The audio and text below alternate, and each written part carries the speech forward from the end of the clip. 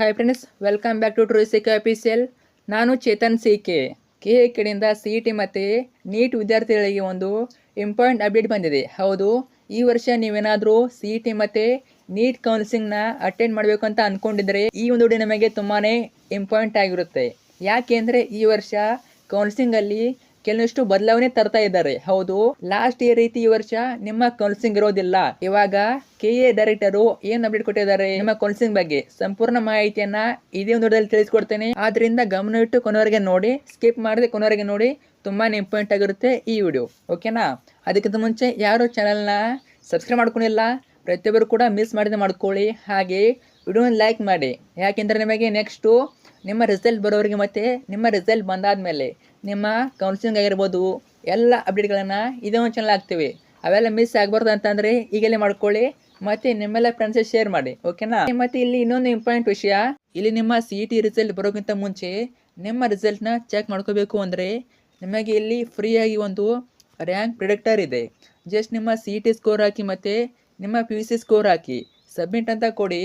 Approx ಆಗಿ ನಿಮ್ಮ C E T ranking ಎಷ್ಟು ಬರ್ಬೋದು ಅಂತ ಸಿ ಇ ಟಿ ರಿಸಲ್ಟ್ ಬರಬೇಕಾದ್ರೆ ಅನ್ನೋದನ್ನು ಪ್ರೆಡಿಕ್ಟ್ ಮಾಡಿ ತೋರಿಸುತ್ತೆ. ಕಂಪ್ಲೀಟ್ಲಿ ಫ್ರೀ ಆಗಿರುತ್ತೆ.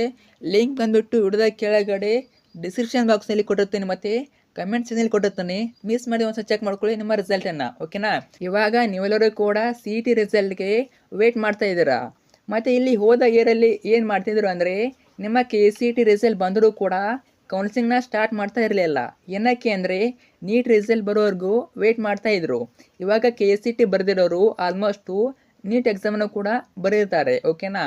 ನೀಟ್ ರಿಸಲ್ಟು ಕೌನ್ಸಿಲಿಂಗು ಎಲ್ಲ ಕೂಡ ಸ್ವಲ್ಪ ಡೈಲಿ ಆಗುತ್ತೆ. ಯಾಕಂದರೆ ನಿಮಗೆಲ್ಲ ಗೊತ್ತಿರ್ಬೋದು, ಈ ವರ್ಷ ನೀಟ್ ಎಕ್ಸಾಮನ್ನು ಎಕ್ಸಾಮ್ ಮಾಡ್ತಾ ಇದ್ದಾರೆ, ಅರ್ಥ ಆಯ್ತಾ? ಆದ್ದರಿಂದ ಇವಾಗ ಇಂಜಿನಿಯರಿಂಗ್ ಸೇರ್ಕೋಬೇಕು ಅನ್ನೋರಿಗೂ ಕೂಡ ಪ್ರಾಬ್ಲಮ್ ಆಗುತ್ತೆ. ಆದ್ದರಿಂದ ಏನು ಮಾಡ್ತಾ ಇದ್ದಾರೆ ಈ ವರ್ಷ, ಇಲ್ಲಿ ನೀಟ್ ರಿಸಲ್ಟ್ ಬರೋಕ್ಕೆ ಮುಂಚೆ KCET ಕೌನ್ಸಿಲಿಂಗ್ನ ಸ್ಟಾರ್ಟ್ ಮಾಡಬೇಕು ಅಂತ. ಅಂದರೆ ನಿಮ್ಮ KCET ರಿಸಲ್ಟು ಬಂದಿದ ತಕ್ಷಣ KCET ಕೌನ್ಸಿಲಿಂಗ್ನ ಸ್ಟಾರ್ಟ್ ಮಾಡೋದು. ನಿಮಗೆಲ್ಲ ಗೊತ್ತಿರ್ಬೋದು, ಎಕ್ಸಾಮ್ ಆಗ್ತಾಯಿದ್ದೀರಿ. ನಿಮ್ಮ ಎಕ್ಸಾಮ್ಗಿಂತ ಮುಂಚೆನೇ ನಿಮ್ಮ KCET ರಿಸಲ್ಟ್ ಬರ್ತದೆ ಮತ್ತು KCET ರಿಸಲ್ಟ್ ಬಂದ ತಕ್ಷಣವೇ ನಿಮ್ಮ KCET ಕೌನ್ಸಿಲಿಂಗ್ನ ಸ್ಟಾರ್ಟ್ ಮಾಡ್ತಾರೆ, ಅರ್ಥ ಆಯ್ತಾ? ಆಮೇಲೆ ನೀಟ್ ಎಕ್ಸಾಮ್ ಆದಮೇಲೆ ಆ ರಿಸಲ್ಟ್ ಬಂದಮೇಲೆ ನೆಕ್ಸ್ಟು ನಿಮ್ಮ ನೀಟ್ ಕೌನ್ಸಿಲಿಂಗ್ನ ಸ್ಟಾರ್ಟ್ ಮಾಡ್ತಾರೆ. ಈ ವರ್ಷ ಎರಡು ಕೌನ್ಸಿಲಿಂಗ್ ಕೂಡ ಬೇರೆ ಬೇರೆ ಆಗಿರುತ್ತೆ, ಅರ್ಥ ಆಯ್ತಾ? ಇದು ಕೆಲವೊಂದಿಷ್ಟು ಸ್ಟೂಡೆಂಟ್ಸ್ಗಳಿಗೆ ಗುಡ್ ನ್ಯೂಸ್ ಅಂತಾನೆ ಹೇಳ್ಬೋದು. ಸೊ ನಿಮ್ಮ ಫ್ರೆಂಡ್ಸ್ಗೆ ಯಾರು ಗೊತ್ತಿಲ್ಲ ಅವ್ರಿಗೂ ಶೇರ್ ಮಾಡಿ. ಈ ವರ್ಷ ನಿಮ್ಮ KCET ಕೌನ್ಸಿಲಿಂಗ್ ಬೇರೆ ಮತ್ತು ನಿಮ್ಮ ನೀಟ್ ಕೌನ್ಸಿಲಿಂಗ್ ಬೇರೆ ಮಾಡ್ತಾರೆ, ಓಕೆನಾ? ನಿಮ್ಮ KCET ರಿಸಲ್ಟು ಜೂನ್ 1st ವೀಕಲ್ಲಿ ಬರುವಂಥ ಚಾನ್ಸಸ್ ತುಂಬಾ ಇದೆ. ವೇಟ್ ಮಾಡಿ.